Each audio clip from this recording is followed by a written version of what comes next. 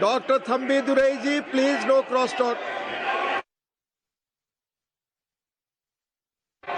Nothing is going on record. You please take your seat. You please take your seat. Dr. Thambi Durai ji, please take your seat. Please take. Both of you, please take your seat. Don't speak like this. Please. Dr. Sudhanshu Trivedi ji, please. आप बोले. माननीय सभापति महोदय, आज इस पुराने वक्त की आखिरी रात में खड़े होकर इस नए वक्त के आगाज की नई सुबह के दिन मैं प्रधानमंत्री श्री नरेंद्र मोदी जी, हमारे अल्पसंख्यक मामलों के मंत्री किरण रिजिजू जी का मैं बहुत इस्तकबाल करता हूं। जब वक्त के ऊपर हम बात कर रहे हैं, वक्त की रुखसती का वक्त आ गया है और नई वक्त की नई सुबह होने का वक्त आ गया है। अगर हमें इस पे बात करनी है तो मुझे चार दृष्टि से बात करनी पड़ेगी। एक, इस बिल के तकनीकी प्रावधान जिस पे बहुत सारे लोग बहुत कुछ बोल चुके हैं। दूसरा है वक्त की अवधारणा, तीसरी है वक्त की राजनीति और चौथा है वक्त की राजनीति के नाम पर होने वाली वह सांप्रदायिक बनाम सेकुलर की राजनीति। सबसे पहले हमारे नेता सदन माननीय नड्डा जी ने बताया कि किस विस्तार के साथ इस वक्त कमेटी ने काम किया, किस शिद्दत के साथ हमारी सरकार ने काम किया।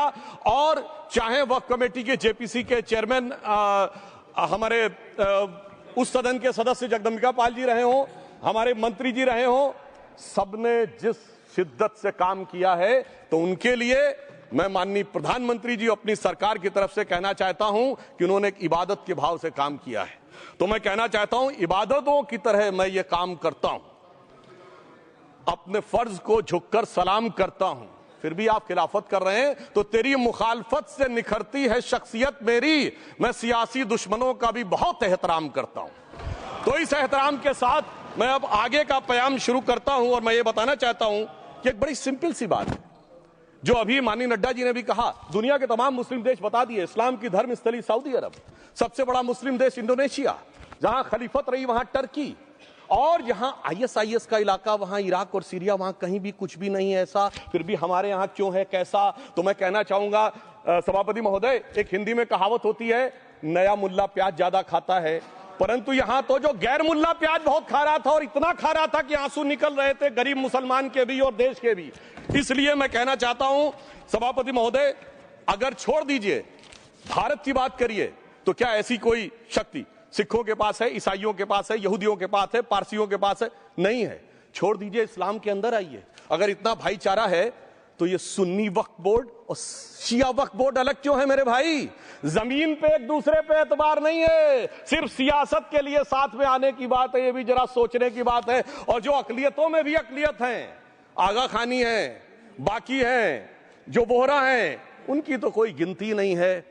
हमारी सरकार ने पहली बार मुस्लिम समाज के अंदर भी ईमानदारी से सबको समान प्रतिनिधित्व देते हुए एक नई सुबह के नए वक्त का आगाज किया है। इसके लिए मैं सरकार को बधाई देना चाहता हूं। और सिर्फ ऐसा ही नहीं है, मुस्लिम समाज के अनेक लोग इस प्रकार के नियमों से बहुत प्रभावित हुए और बहुत प्रताड़ित हुए, जिसके अनेक उदाहरण बहुत लोगों ने बताए होंगे। मोहम्मडन एजुकेशन सोसाइटी कोल्हापुर का केस है, ईदगाह मैदान हुबली का केस है, जिसको सुप्रीम कोर्ट ने साफ साफ उसको हुबली धारवाड़ म्युनिसिपल कॉर्पोरेशन को वापस कर दिया। अनीसा अयासा वर्सेस तमिलनाडु वक्फ बोर्ड का केस है, तेलंगाना स्टेट वर्सेस मोहम्मद मुजफ्फर का केस है, हिमाचल प्रदेश वक्फ बोर्ड वर्सेस ख्वाजा खलीलुल्लाह का केस है, और सभापति महोदय ताजमहल पर भी दावा कर दिया गया। अब तो मैं पूछना चाहता हूं, और सुप्रीम कोर्ट ने अपने जजमेंट में कहा कि भाई शाहजहां के जमाने का लिखा फरमान लेके आइए, तब हम मानेंगे कि इस पे कोई दावा है या नहीं।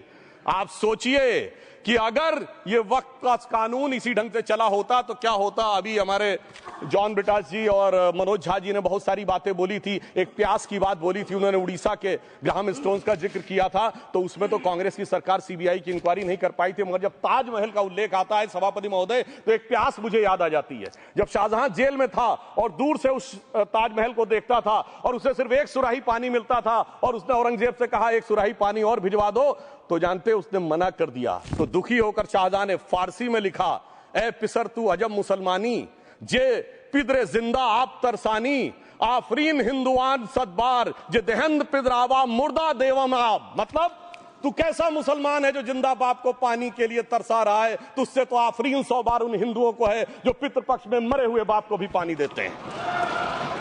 और सभापति महोदय, मैं बताना चाहता हूं कि ये हमने ईमानदारी से मुस्लिम समाज के कल्याण के लिए बात की है, क्योंकि एक तरफ खड़ा हुआ है ईमानदार मुसलमान जो शराफत के साथ ईमान को गले से लगाए हुए हैं, और दूसरी तरफ कुछ चंद सरमाएदार हैं जो उस अमानत में खयानत करके शरारत के साथ उसके झंडा बरदार बनना चाहते हैं। तो ये मुकाबला किसके बीच में है? ये शराफत अली और शरारत खान के बीच में मुकाबला है। हमारी सरकार शराफत अली के साथ खड़ी है, हमारी गरीब मुस्लिम के साथ खड़ी है। ये गरीबों गुर्बत वाले गुर्बत अली और सरमाएदार वाले गाजी खान के बीच का इलाका है। मगर मैं कहना चाहता हूं महोदय, एक बात मैं बहुत स्पष्ट रूप से कहना चाहूंगा, इन जरूरतमंद मुसलमानों की लड़ाई के लिए मैं कह सकता हूं कि ये गरीब मुसलमानों के दिल की कसक और कट्टरपंथी वोट के ठेकेदारों के मन की ठसक के बीच में हमारी सरकार ने उस कसक का साथ दिया है, जिसके लिए मैं मानता हूं गरीब और पसमानदा मुसलमान निश्चित रूप से उनका आभारी होगा।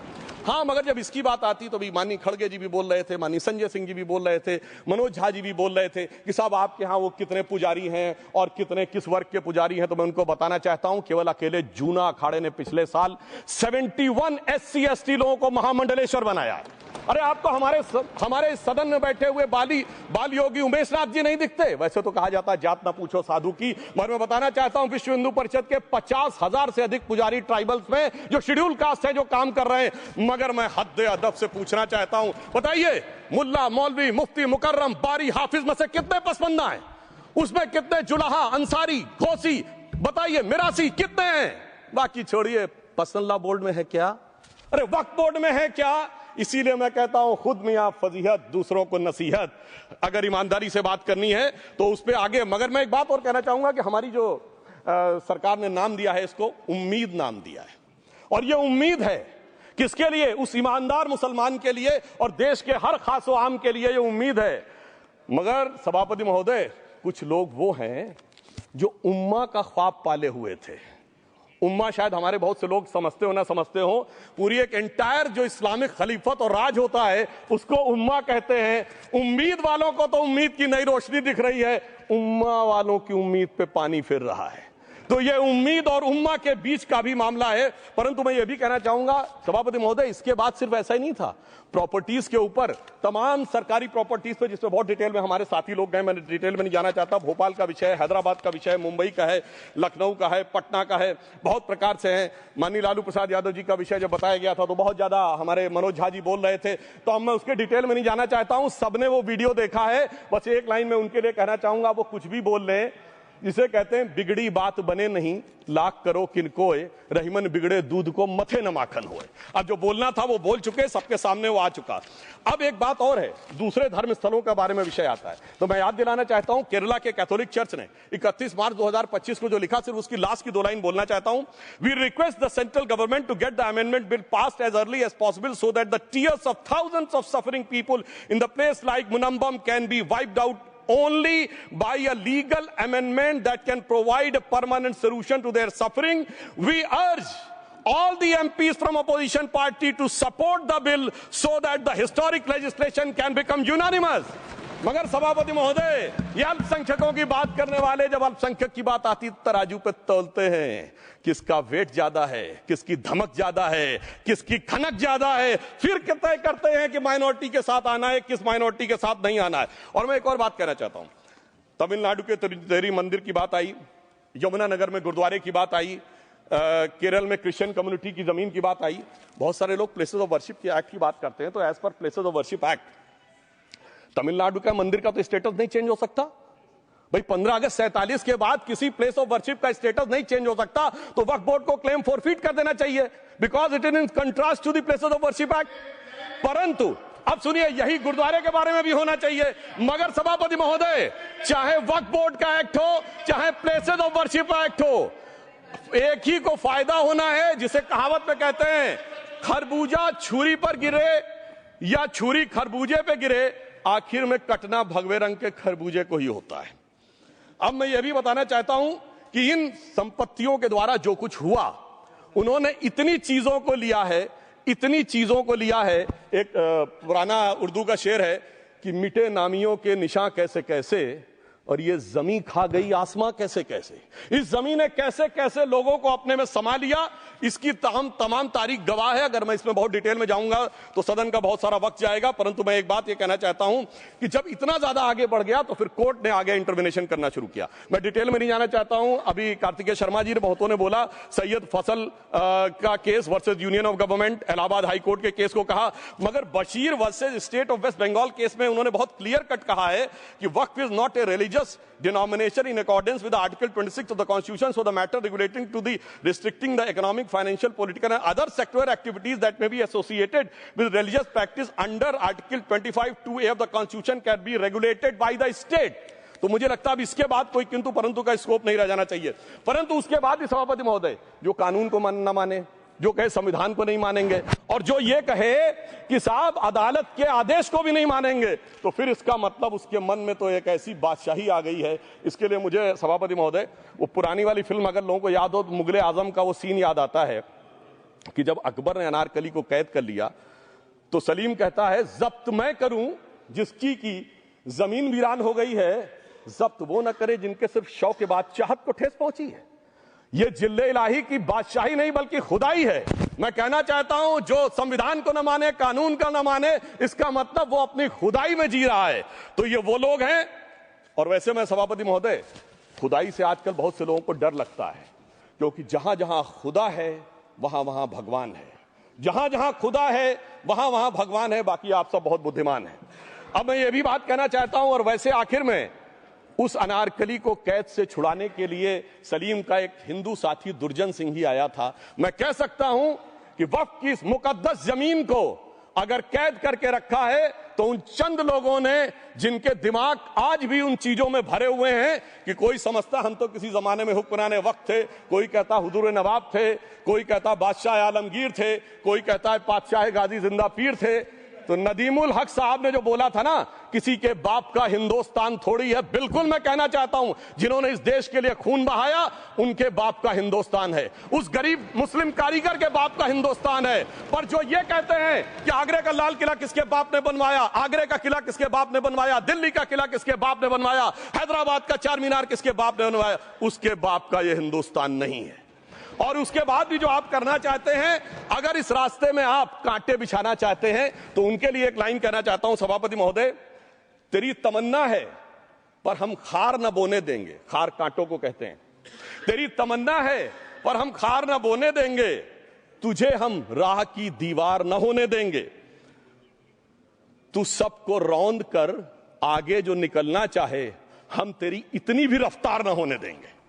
और इसीलिए हमारी सरकार ने इस विषय के ऊपर एक सही और सटीक प्रयोग करने का प्रयास किया है। मैं दूसरी बात यह भी बताना चाहता हूं, हमारे डीएमके के तिरुचि शिवाजी ने अनायास अकारण यह बात बोली थी कि उस समय जब जिन्ना का उल्लेख करते हुए उन्होंने कहा कि पार्टीशन के समय, तो मैं उनके सुलभ संज्ञान के लिए बता देता हूं, 1946 की कॉन्स्टिट्यूएंट असेंबली में मद्रास प्रेसिडेंसी में 30 आउट ऑफ 30 सीट जो थी वो मुस्लिम लीग ने जीती थी विद 95% ऑफ वोट्स, और एक भी मुस्लिम वहां के बाद बाहर नहीं गया।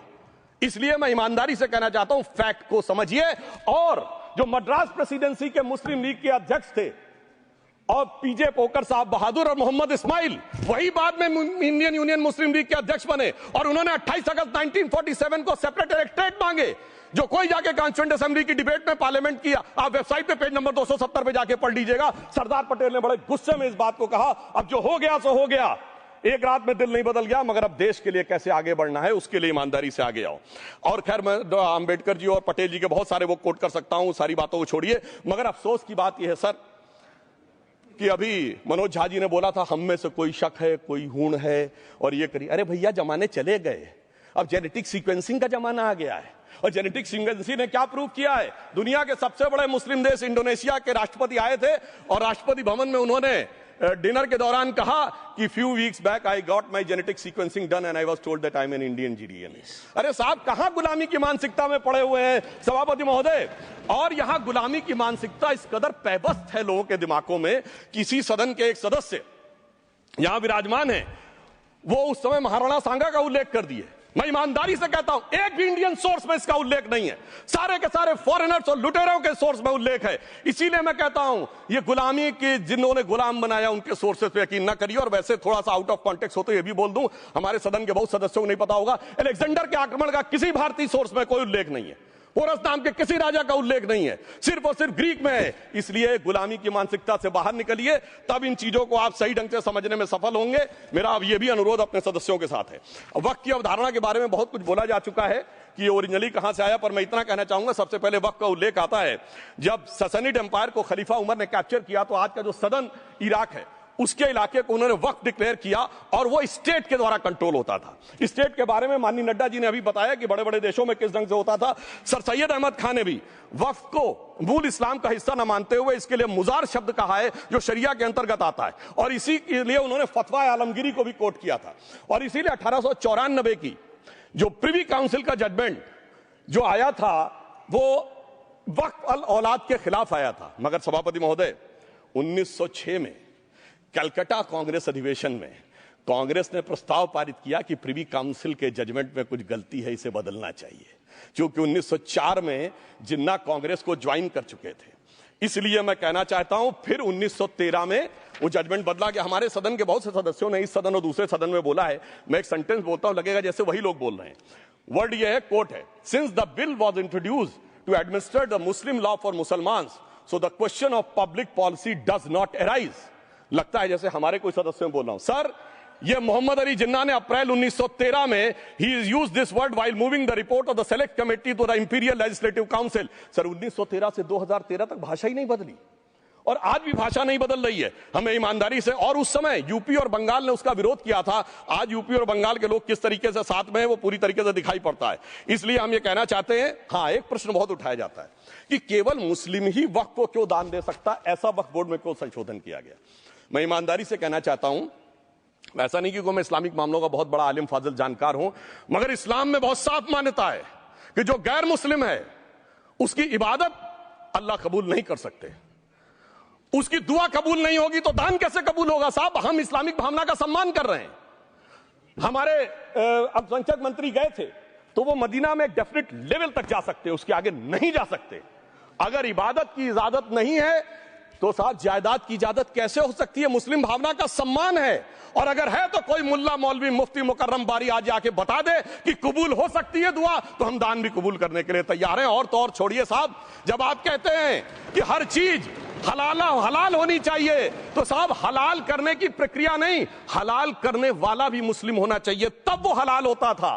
तो मैं पूछना चाहता हूं साहब, काटने के लिए तो हलाल होने के लिए मुस्लिम जरूरी है और बांटने के लिए बगैर मुस्लिम के भी हलाल होगा, ऐसा तो नहीं हो सकता। तो जो हमारी सरकार ने किया है वो मुस्लिम भावना के सम्मान के लिए किया है। और जहां तक मैं कहना चाहूंगा, हिंदू समाज के बारे में बात करते हैं, हमारे यहां कोई प्रॉब्लम नहीं है। हमारे यहां कोई ऐसा नहीं कि हज पे कोई गैर मुस्लिम नहीं जा सकता। हमारे देखिए कुंभ में 50 लाख विदेशी आए थे और किसी से नहीं कहा या कन्वर्ट हो जाओ।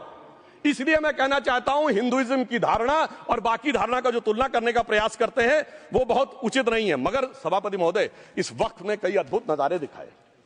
इस्लाम में जो काफिर से ज्यादा मुशरिक और शिर्क को बुरा माना गया, नहीं जो भगवान को माने ही नहीं। यहां देखिए वो लेफ्ट के लोग जो कहते धर्म एक अफीम है, वो आज खुदाई खिदमतगार बन के खड़े हो गए। सोचिए कैसा बदलाव आया है। और सर, मुझे एक और चीज नजर आती है। एक पुराना गीत था, वक्त ने किया क्या हसी सितम। तो आज मैं कहना चाहूंगा, वक्त ने किया क्या हसी सितम कि मुस्लिम लीग और शिवसेना मिलके हो गए हम। और मैं कहना चाहता हूं, ये मुस्लिम लीग वो है जिसने सेपरेट इलेक्टोरेट की मांग की थी, और इस शिवसेना के उबाटा के हमारे इस सदन के एक सदस्य हैं। और सर, हमारे साथ मुरली जी बैठे हैं, मुरली देवड़ा जी ने मुझे याद दिलाया, उन्होंने, मिलिंद देवड़ा जी ने याद दिलाया, उन्होंने कहा एक जमाने में उन्होंने कहा था मुस्लिमों की नागरिकता छीन लेनी चाहिए। इसीलिए मैं कह रहा हूं, वक्त ने किया क्या हसी सितम, ये दोनों मिलके हो गए हम। और सर, मैं इसके बाद एक टेक्निकल बात करना चाहता हूं। जब इन्होंने टाइम ड्यूरेशन हटा दिया था और बैक में पीछे जा सकते थे, तो मैं पूछना चाहता हूं सर कि जब ब्रिटिश हुकूमत आई तो उसने तो मुगलों सारी हुकूमत ले ली थी, तो उनका मालिकाना हक कैसे हुआ। सर, 1707 के बाद तो इस्लामी हुकूमत दिल्ली से खत्म हो गई थी। एक आखिरी मुगल बादशाह शाह आलम के लिए तो बोला जाता था सल्तनते शाह आलम दे लाल किले ते पालम, यानी आज का IGI एयरपोर्ट। तो साहब उसके बाद ये गुजरात के सूरत से लेकर लखनऊ तक उनका मालिकाना हक निकलने कहां से लगा। अरे भाई, जब दिल्ली को कैप्चर किया था अंग्रेजों ने तो सारी जमीन अंग्रेजों की थी। तो जब मैं अपने कांग्रेस के मित्रों से पूछना चाहता हूं, ये जब गवर्नमेंट ऑफ इंडिया एक्ट में पावर डीड ट्रांसफर की थी तो पढ़े नहीं थे क्या, या खोखले कागज पर साइन कर लिए थे, या कागज सही था, आप खोखला करने की बात है।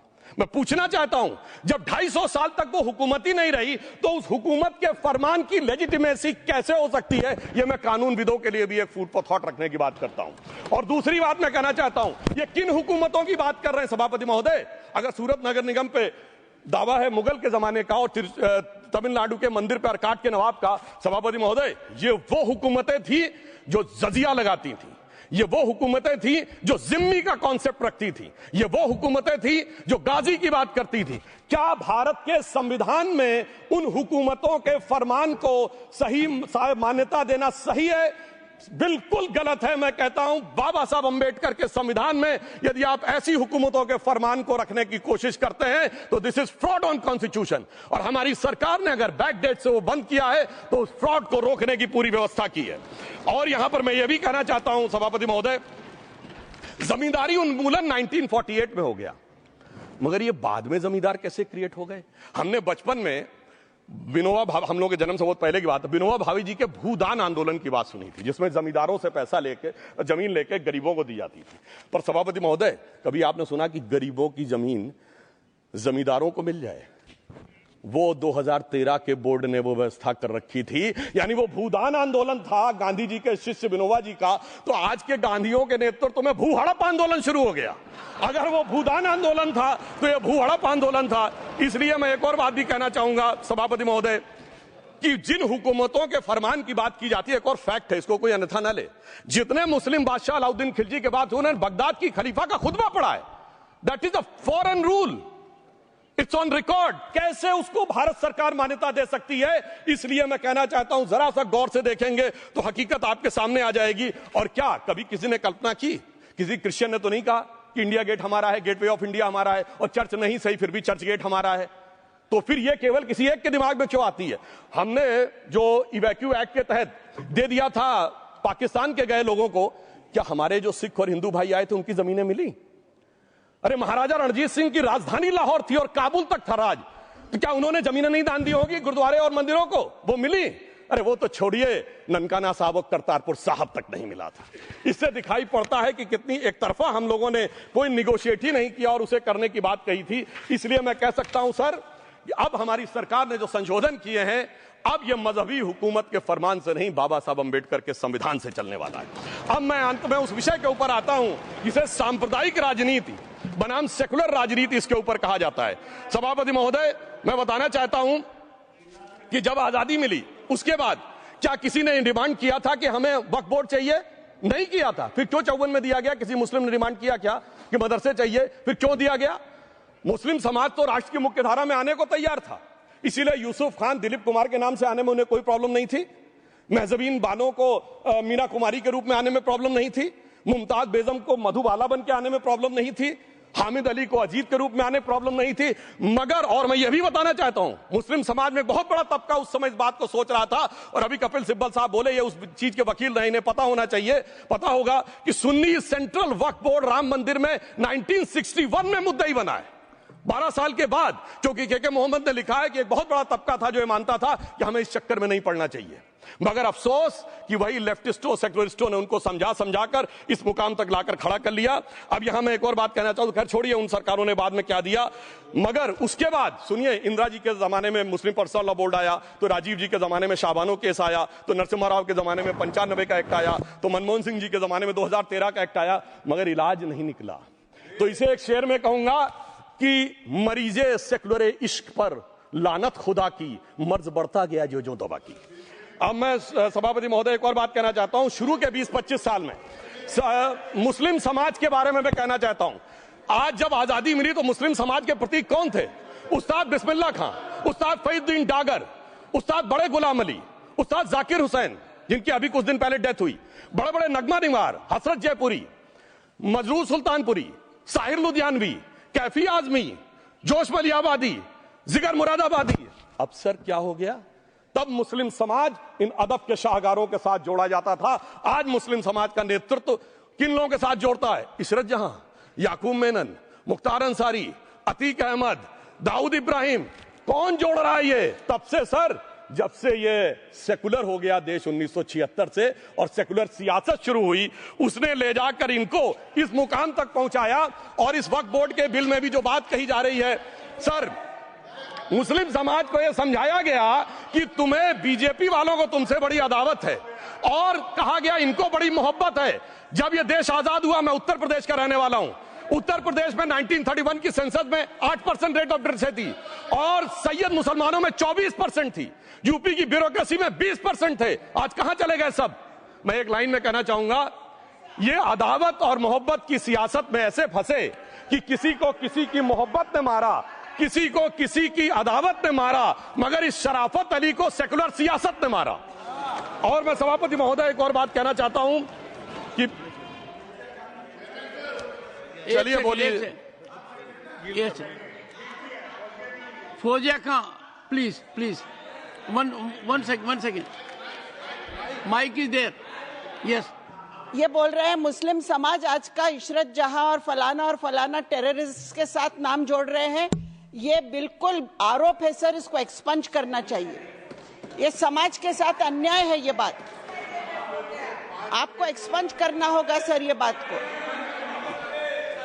एक honourable member, if you would carefully go through what Sudhanshu has said, I am sure you will appreciate his spirit. Just think for a moment. He has not cast any aspersions. Sudhanshu, go ahead. Time में जवाब दूंगा और उसके बाद ये हमारा सदन माने ना माने, जो देख रहे होंगे उनके लिए कहना चाहता हूं, sir, doctor APJ Abdul Kalam. One second. काहे परेशान? Vaiko ji, honourable member, Vaiko ji, oh my God, Vaiko ji,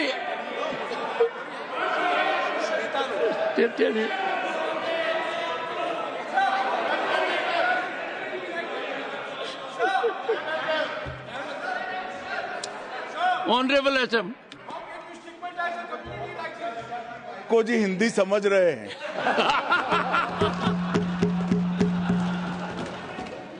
One second. Fauzia Khan, one second. First, I think. One second. Sir क्या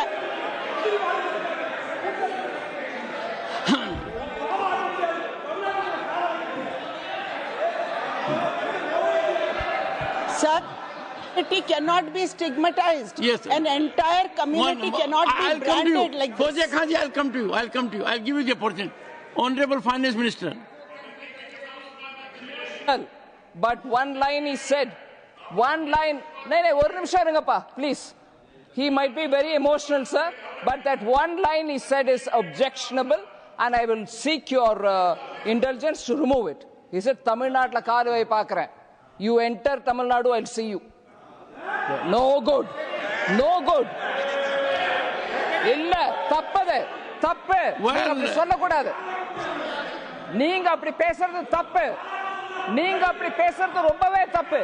இந்த நாட்டுல யார் வேணாலும் எங்க வேணாலும் கால் வைப்போம். யாருக்கும் அதிகாரம் இல்ல ஒரு உயிர் மேல. Honorable Finance Minister. So sir, this is atrocious. You set foot in Tamil Nadu and take care. What is that language? We have a Home Minister after a long time who has brought about changes unthinkable. What he said, you can be fully assured. Yes, Honorable Home Minister. Yes, Jairam ji. Minister, please. If the Honorable Finance Minister has found a statement objectionable, Jairam ji, the statement of the Honorable Member stigmatizing a whole community is objectionable. Oh. And what is worse is the chairman lending respectability to that view. Oh my. That is even worse. Honorable that is even worse. Minister. मान्यवर, सुधांशु जी ने मुसलमानों के लिए कुछ नहीं किया है, India alliance के लिए किया है। अब मैं एक एक कर बता देता हूं। अरे सुनो ना भाई, आप सुनो तो। अरे दिग्विजय सिंह सुनिए, मैं खड़ा हूं ना अपने पैर पर। मान्यवर सुधांशु जी ने कहा इशरत जहां, यही एनसीपी पार्टी ने इशरत जहां के घर पर जाकर रुपयों का इनाम भी दिया था और उसको शहीद बताया था। दूसरा कहा अतीक अहमद किस पार्टी से थे? इंडिया अलायंस की। दूसरा कहा अंसारी किस पार्टी से? कांग्रेस और इंडिया अलायंस के। ये सारे नाम आपके साथ जुड़े हैं भाई। उल्टा उन्होंने तो मुसलमान कम्युनिटी से तो ढेर सारे शायरों का नाम दिया जिन्होंने साहित्य की सेवा की और ढेर सारे साहित्य की रचना की। मन Sudhanshu, he's not yielding now. सबसे पहले मैं तमिलनाडु का जवाब देना चाहता हूं। Yes. सभापति महोदय, तमिलनाडु से ही डॉक्टर एपीजे अब्दुल कलाम थे और मैं सारे सदन से कहना चाहूंगा डॉक्टर कलाम का नमाजे जनाजा और याकूब मेनन का नमाजे जनाजा एक ही दिन हुआ। कितने लोग याकूब मेनन के नमाजे जनाजा में गए और कितने डॉक्टर कलाम के नमाजे जनाजा में गए? डॉक्टर कलाम मेमोरियल पे कितने लोगों की फोटो है? दिखाएं मुझे, सोशल मीडिया पे पोस्ट की हो। मगर अफजल हालात का मारा था, आपके एक मंत्री का ऑफिशियल ट्वीट है, वही सदन के सदस्य नहीं तो मैं नहीं बोल रहा हूं। याकूब मेनन की जुडिशियल किलिंग हुई, आपके एक नेता का, मिनिस्टर का ऑफिशियल ट्वीट है, सदन के सदस्य नहीं है इसलिए नहीं बोल रहा हूं। और सर 26/11 आरएसएस ने कराया, सदन के सदस्य बैठे हुए हैं। हाफिज साहब और सुनिए जाकिर नायक शांति का मसीहा सदन में सदस्य बैठे हुए हैं। सर किसने जोड़ा? मैं नहीं कह रहा हूं जोड़ा, हमने किससे जोड़ा मैं बताना चाहता हूं। मैं अपनी बात, सर मैंने नाम किसी का नहीं लिया। सर आपने उड़ता तीर क्यों पकड़ लिया? सर मैंने नाम नहीं लिया, उड़ता तीर क्यों पकड़ लिया? सर मैं पूरी बात करूं। सर मैं कहना चाहता हूं हमारी सोच मुस्लिमों के बारे में और इनकी सोच में क्या अंतर है। देखिए जिन लोगों ने मुस्लिम हिस्ट्री नहीं पढ़ी उन्हें मैं बताना चाहता हूं। एक दो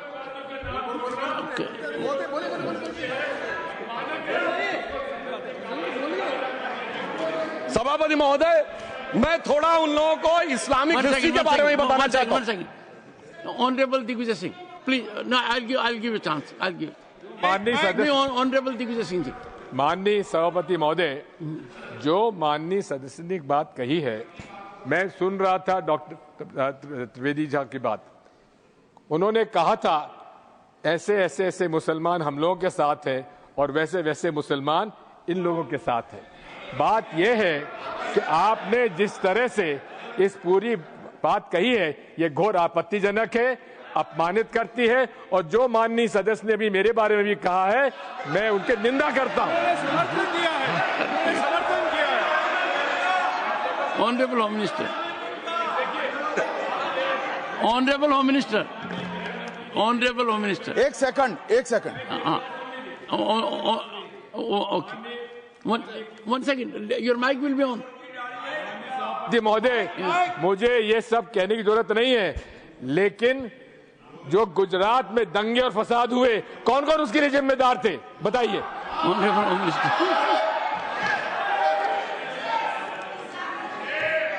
मान्यवर, मैं ध्यान से बारीकी से पूरे संवाद को सुन रहा हूं। माननीय सदस्य सुधांशु जी ने दिग्विजय सिंह का नाम नहीं दिया। अब वो खड़े होकर कहे मेरे बारे में कहा, इससे साबित हो गए। और अभी भी मौका है, आपने नहीं कहा है कि 26/11 के हमले में आरएसएस का हाथ था, तो अभी खड़े होकर माइक चालू कराकर बुलवा दीजिए। माननीय, और आपत्तिजनक बात है, मैंने ये बात कभी नहीं कही है, ये आप लोगों का प्रचार है। मेरी आपत्ति इस बात की थी कि सभी माननीय सदस्य ने और बात कही है कि अब हमारे तरफ ऐसे ऐसे मुसलमान थे और वैसे वैसे मुसलमान हम लोग की तरफ थे। ये पूरे समाज के साथ, पूरे अल्पसंख्यक समाज के साथ अपमानजनक बात है। और माननीय सभापति महोदय, आप बताइए, माननीय गृह मंत्री जी, आप वहां पर जब गृह मंत्री थे, जब दंगे हुए थे, तो आप लोगों का क्या रोल था ये जन जाहिर होम मिनिस्टर। इनको मेरा हुआ ऐसा है कि मैं ही दिखाई पड़ता हूं। आपकी सुनिए, अब सुनिए ना, दिग्विजय सिंह सुनिए। एक मिनट सुनिए। दंगे शांत होने के बाद 18 महीने के बाद मैं गृह मंत्री बना। दंगा हुआ तब मैं गृह मंत्री नहीं था। सुधांशु त्रिवेदी संदर्भ में किसी का नाम नहीं लिया। अजीज बर्नी की किताब थी 2611 एंड आरएसएस कॉन्स्पिरेसी, कोई जाके चेक कर ले उसमें कौन कौन कहां कहां था। अब मैं मुसलमानों के बारे में कहना चाहता हूं, मुस्लिम समाज के लिए। बहुत से लोग ऐसे हैं जिनको मुस्लिम समाज की हिस्ट्री नहीं पता है। मैं बताना चाहता हूं, भारत से जब न्यूमेरिक सिस्टम सबसे पहले गया तो अल जहार थे सबसे पहले, जिन्होंने जाके 1793 में जो सूर्य सिद्धांत था उसका अरबी में ट्रांसलेशन हुआ सिंध हिंद। और हम बता रहे हैं हम किस तरह के मुस्लिम को साथ रखते हैं। डॉक्टर कलाम से बड़ा आलिम इस्लाम में साइंसदान नहीं हुआ, और आरिफ मोहम्मद खान साहब जो बिहार के गवर्नर हैं उनसे बड़ा आलिम फाजिल मुसलमान आज सियासी जमात में तो नहीं होगा, यह मैं दावे के साथ कह सकता हूं। मगर मैं बताना चाहता हूं सर, उसके बाद उन्होंने एक किताब लिखी, एक सर 10th सेंचुरी के मुस्लिम राइटर थे जिन्होंने किताब लिखी, उसका नाम था the compendious book of balancing and completion according to Hindu calculation, जिसको शॉर्ट में अल जब्र कहा गया और वहां से अलजबरा निकला। और सर उसके बाद अल ख्वारिज्म आया। और सर आज मेरे ख्याल से सदन के बहुत से लोगों को नहीं पता होगा, ये जो एल्गोरिथम वर्ड है ये अल ख्वारिज्म से आया हुआ है। एक जमाने में इस्लाम में बैतुल हिकमत था, यानी वो सबसे बड़ा हिकमत का केंद्र था। जब एक से एक लोग होते थे, बहुतों को नहीं पता होगा कि कोलंबस ने जिस नक्शे के थ्रू दुनिया ट्रेवल किया था वो बनाने वाला भी एक मुस्लिम था, अल इदरीसी। मगर सर एल्गोरिथम आज ऐसा बदला कि एआई के एज में दलगत भावना से ऊपर उठकर औरंगजेब के साथ खड़े हो गए। सर ये एल्गोरिथम किसने बदल दिया, ये मैं बताना चाहता हूं। इस पे थोड़ा सोचने की जरूरत है। इसलिए मैं कहता हूं मुस्लिम पॉलिटिक्स की सोच क्या थी, हमने किन मुसलमानों का साथ दिया है, मैं बताना चाहता हूं। सर वीर अब्दुल हमीद की शहादत की 50वीं वर्षगांठ 2015 में हुई। प्रधानमंत्री मोदी जी ने उनके पूरे परिवार को और उनकी पत्नी को बुला के सम्मानित किया, और इन लोगों ने उस यासीन मलिक को, जिसके ऊपर 3 एयरफोर्स के ऑफिसर्स को हत्या करने का आरोप था, वो प्रधानमंत्री आवास में। सर साफ दिखाई पड़ता है कौन किसके साथ खड़ा हुआ है, कौन किस तरह के मुसलमान के साथ खड़ा हुआ है। और सर मैं ये भी कहना चाहता हूं, सर ये सर अपने टर्न पे बोलिए। सर पिछले 30-35 सालों से हुआ खड़ा किया जा रहा है। 1990 में जब राम मंदिर आंदोलन हुआ, कहा गया बीजेपी आएगी उत्तर प्रदेश में खा जाएगी। सर बीजेपी आने के बाद उत्तर प्रदेश में जानते क्या हुआ? सर 22 साल से शिया सुन्नी के बीच में जो दंगे चलते थे और मदे साबा का जुलूस नहीं निकलता था, शिया समुदाय का मदे साबा का जुलूस लखनऊ में हमारी सरकार में निकलना शुरू हुआ। और उसके बाद कहा गया केंद्र में भाजपा आएगी तो खा जाएगी। सर अटल जी की सरकार आई, इतनी शानदार स्थिति रही। उसके बाद कहा गया गुजरात में आएगी तो भाजपा खा जाएगी। सर गुजरात का मुसलमान आज सबसे समृद्ध मुसलमान है, सबसे ज्यादा जकात वहां से आता है। उसके बाद कहा गया मोदी जी की सरकार आएगी तो क्या होगा? सर मोदी जी की सरकार आने के बाद हमारे साथियों ने बताया है अल्पसंख्यक समुदाय के 70% लोग हैं जिनको किसी न किसी एक योजना का लाभ जरूर मिला है। और सर फिर कहा गया सीए आएगा तो नागरिकता छिन जाएगी। सर उसके बाद भी आपने सब देखा, और सर हम बचपन में सुनते थे कि राम मंदिर बनने लगेगा तो मिडिल ईस्ट के देश पेट्रोल देना बंद कर देंगे। सर राम मंदिर भी बन रहा है और भारत मिडिल ईस्ट कॉरिडोर भी बन रहा है और अबू धाबी में भी मंदिर बन रहा है और 4 मुस्लिम देशों ने सर्वोच्च नागरिक सम्मान मोदी जी को दिया हुआ है। इसलिए मैं कहना चाहता हूं सर, मर्ज हो तो उसका इलाज किया जा सकता है। जैसे हमारे यहां वैद धनवंतर माने गए हैं, इस्लामी अकीदे में वैद हकीम लुकमान माने गए, तो कहा गया है उनके लिए कि इसमें क्या रखा है, देखे है जो तू आन के पास, बदगुमा वहम की दारू नहीं लुकमान के पास। यानी मर्ज का इलाज है पर वहम का इलाज तो हकीम लुकमान भी नहीं कर सकते जो आपने पाल कर रखा है। मैं कहना चाहता हूं हम किन मुसलमानों की बात करते हैं? आप गंगा जमुनी तहजीब की बात करते हैं। सर दारा शिकोह औरंगजेब का बड़ा भाई था, उसने उपनिषदों का अध्ययन किया, संस्कृत में अनुवाद कराया और नाम रखा सिर्राए अकबर, यानी वर्ड्स ऑफ गॉड। मैंने किसी को दारा शिकोह की जयंती मनाते हुए नहीं देखा। मैं पूछना चाहता हूं बेगम बीबी ताज, उनके घर पे जाते किसी ने सुना? सर ये बताइए, आलम शेख इतने बड़े कृष्ण भक्त के कवि, किसी ने सुना उनके घर पे जाते हुए? मलिक मोहम्मद जायसी जिन्होंने पद्मावत लिखा, उत्तर प्रदेश के रहने वाले, उनके घर पे कोई गया? ये बताइए ब्रिगेडियर मोहम्मद उस्मान के घर पे कौन गया? आजमगढ़ में, गाजीपुर के रहने वाले थे, आज तक जाने वालों में नहीं दिखे। और मैं सर बताना चाहता हूं एक और बात, सर एक सैयद इब्राहिम रसखान हुए हैं, बहुत बड़े कृष्ण भक्त के कवि। सर जिन्होंने क्या लिखा, उन्होंने कहा मेरा अगला जन्म हो तो भी मैं कृष्ण भक्ति बनना चाहूंगा, मनुष्य बनूं तो ग्वाल बाले के रूप में और पशु बनूं तो गाय के रूप में। उन्होंने कहा मानुष हो तो वही रसखान, बसों ब्रज गोकुल गांव के ग्वारन, जो पशु हो तो कहा बस मेरो चरो नित नंद की धेनु मजारन। सर उन्होंने कहा गायों के बीच में नंद बाबा की गायों में जन्म लेना चाहूंगा, मगर सर आज एक ऐसे नेता आए हैं इस देश में जिनको गायों से बदबू आने लगी है, तो उनके लिए मुझे मेरे मन में भाव आता है सर कि श्री रामचंद्र कह गए सिया से ऐसा कलयुग आएगा, गोपालक श्री यदुवर कुल में एक ऐसा नेता आएगा जिसे बकरे कटने में खुशबू मिलेगी, गौ माता में बदबू पाएगा। रामचंद्र कह गए सिया से कैसा कलयुग आएगा। अब सर मैं एक और बात भी कहना चाहता हूं, हम किनको मानते हैं सर? नजीर अकबराबादी को सुनिए, कृष्ण भक्त के लिए क्या कहा। सर मैं एक बोलना चाहता हूं, बुल्ले शाह ने क्या कहा? बुल्ले शाह ने कहा, अभी होली गुजरी है, उसने कहा था आज होली खेलूंगी मैं, कर बिस्मिल्लाह। उन्होंने आगे कहा अलस्तु बिरबिकुम प्रीतम बोले, सब सखियों ने घूंघट खोले, नाम नबी की रतन चढ़ी, सुनिएगा, नाम नबी की रतन चढ़ी और बूंद पड़ी अल्लाह अल्लाह, आज होली खेलूंगी मैं, कर बिस्मिल्लाह। तो मैं भी कहता हूं अब बिस्मिल्लाह करिए और उसके बाद हमारे इस सहयोग करिए, इस सकारात्मक उसका, वरना अल्हम्दुलिल्लाह जो हम मुसलमानों के लिए और देश के लिए करना चाहते हैं उसमें हमें सफलता जरूर मिलेगी। अंत में मैं सिर्फ ये कहना चाहता हूं सर, तमाम प्रकार की बातें यहां पर हुई, सकारात्मक और नकारात्मक, मगर अफसोस की बात यह है कि 1913 के वक्फ वाल औलाद से लेके 2013 के वक्फ वाल औलाद तक इनकी फितरत नहीं बढ़ती, क्योंकि सर ये तो पार्टियां ही अल औलाद हैं, तो इनको तो उससे बहुत ज्यादा वो होगी। पर मैं सिर्फ अंत में कहना चाहता हूं सर, अपनी सोच बदलिए। आप जिस कश्ती पे सवार होकर इस दरिया को पार करने की कोशिश कर रहे हैं, पिछले 75 साल में नहीं कर पा रहे हैं, 10-12 साल में बहुत हिचकोले खा रहे हैं, तो कश्ती और रास्ता बदलिए। तो इनके लिए अंत में एक पंक्ति कहते हुए बात समाप्त करना चाहूंगा कि इन्होंने कश्ती भी नहीं बदली, दरिया भी नहीं बदला, पर इन डूबने वालों का जज्बा भी नहीं बदला, पर है शौक सफर ऐसा, एक उम्र हुई हमने, मंजिल भी नहीं पाई, रास्ता भी नहीं बदला। अब अगर नई मंजिल पानी है, नई मंजिल की नई सुबह देखनी है, तो मैं कहना चाहता हूं आइए सबको साथ लेकर चलिए। और एक ऐसा वक्त आया है जब मैं जो हमारे किरण रिजिजू जी ने कहा था कि मैंने शम्मा जलाई हवाओं के खिलाफ, तो मैं प्रधानमंत्री मोदी जी की तरफ से कहता हूं कि हमें इल्जाम मत दीजिए, बहुत अफसोस होता है, हमें इल्जाम मत दीजिए, बहुत अफसोस होता है।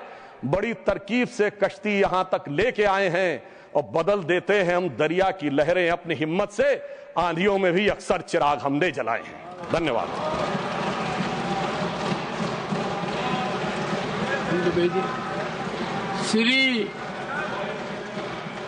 श्री जावेद अली खान, क्या पॉइंट ऑफ ऑर्डर? धन्यवाद सभापति ji. One second honourable member Tiruchi ji, under which rule? 261 sir है 261 rule 61 261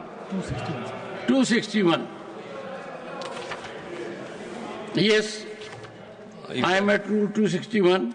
Sir, if the chairman is of opinion that a word or words as or have been used in debate which is or defamatory or indecent or unparliamentary or undignified, he may in his discretion order that such word or words may be expelled.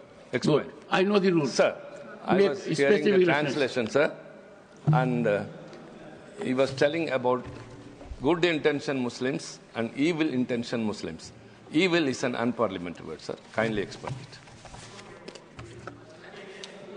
While the Honorable Member Parliament Sudhanshu Trivedi has said enough on it, I reserve my order and you will have it tomorrow in detail on this point. No, I have reserved my order. I will go through every word and I do it quite tomorrow itself. Jairamji, tomorrow itself. Tomorrow itself. No, will tomorrow come? And I am surprised कि chairman becomes easy punching bag. आपने 2 बार पिछले 20 minute में कहा है, I am lending strength to this narrative. So you supported him? Yes. You supported him? I support, once again, I support everything which is good, everything which is constitutional, everything which we need to follow as decorum. And I have said so on number of occasions. There are occasions when I have supported you. Don't forget that I have supported you. That you are one of those members who regularly attend parliamentary proceedings. You are very well prepared on occasions.